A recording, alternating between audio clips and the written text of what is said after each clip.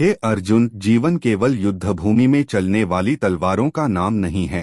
यह तो हर उस क्षण का नाम है जहां मनुष्य अपने भीतर के भय, मोह, क्रोध, लोभ और अहंकार से संघर्ष करता है। तुम जिस दुविधा में खड़े हो, वही दुविधा हर युग में हर मनुष्य के सामने आती है, जब उसे कर्तव्य और भावना, धर्म और आसक्ति, सत्य और सुविधा के बीच चुनाव करना होता है।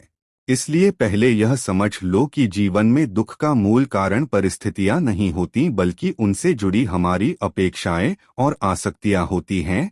तुम सोचते हो कि परिणाम क्या होगा, लोग या कहेंगे, हार जीत क्या लाएगी, पर स्मरण रखो कि तुम्हारा अधिकार केवल कर्म पर है, फल पर नहीं, क्योंकि फल तो समय, परिस्थिति और ईश्वर की व्यवस्था से मिलता है। जब मनुष्य फल की चिंता छोड़कर पूरे मन से कर्म करता है, तभी वह वास्तव में मुक्त होता है, क्योंकि बंधन कर्म से नहीं, कर्म के फल की आसक्ति से बनता है।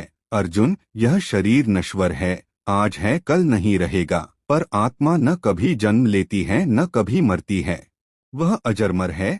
इसलिए जिस शरीर के नाश का भय तुम्हें रोक रहा है, वह केवल अज्ञान है। जैसे मनुष्य पुराने वस्त्र त्याग कर नए वस्त्र धारण करता है, वैसे ही आत्मा पुराने शरीर को छोड़कर नया शरीर ग्रहण करती है। इस सत्य को जानकर भी यदि तुम अपने कर्तव्य से पीछे हटते हो तो यह धर्म नहीं, पलायन होगा। जीवन में सबसे बड़ा पाप हिंसा नहीं, बल्कि अपने कर्तव्य से विमुख होना है, क्योंकि कर्तव्य से भागकर मनुष्य न शांति पाता है न सुख। तुम सोचते हो कि युद्ध से विनाश होगा, पर याद रखो, अधर्म को सहन करना भी उतना ही बड़ा अपराध है जितना अधर्म करना, क्योंकि जब सत्य चुप रहता है, तब असत्य और अधिक बलवान हो जाता है। अर्जुन, भय स्वाभाविक है, पर भय के वशीभूत होकर लिया गया निर्णय मनुष्य को दुर्बल बनाता है।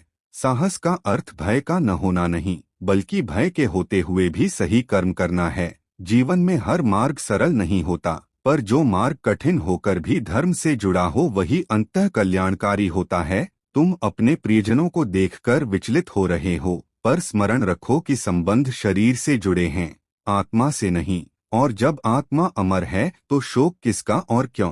शोक और मोह मनुष्य की बुद्धि को ढक देते हैं, जिससे वह सत्य को देखने में असमर्थ हो जाता है।